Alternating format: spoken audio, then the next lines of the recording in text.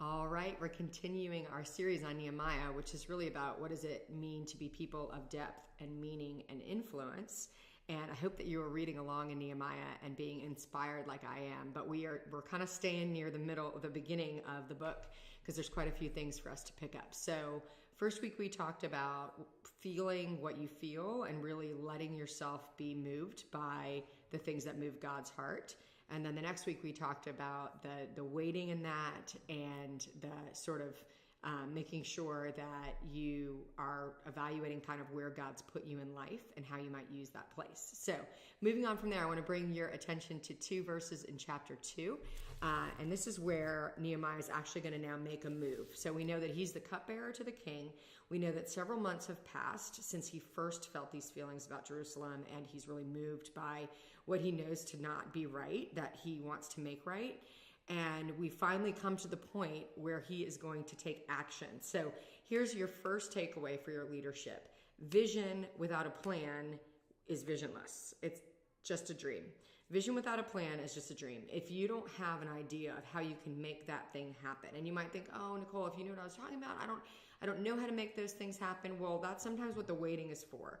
If God has given you this heart, let's say for children in foster care, have you done any research? Do you understand what goes on in your community? Have you listened to some podcasts? Maybe read some books? There's a little bit of like taking action, because I really don't think that faith is faith unless it takes action. So there's some taking action in the in-between. And this is what we learned from Nehemiah, because when the time came and the king finally asked him about why he looked sad, and it's interesting to me that it says in scripture that you were not supposed to look sad in the king's presence.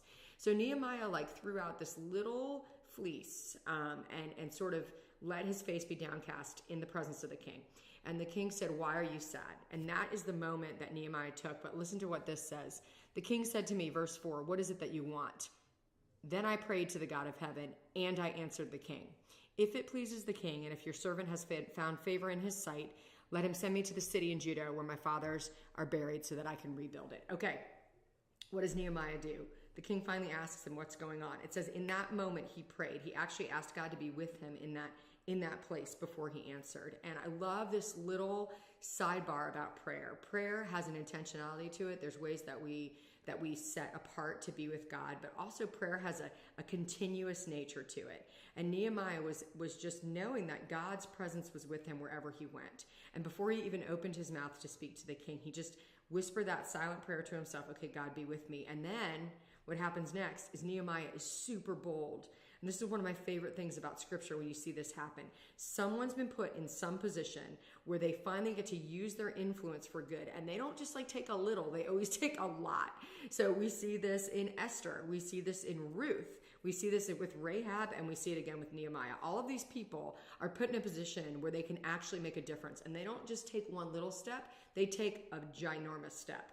So Nehemiah says to the king, I really want to rebuild this wall. The king says that he thinks that's favorable, but Nehemiah's, oh, and by the way, can you send me this letter so I can have safe passage? And by the way, could you get me permission to get timber from this guy?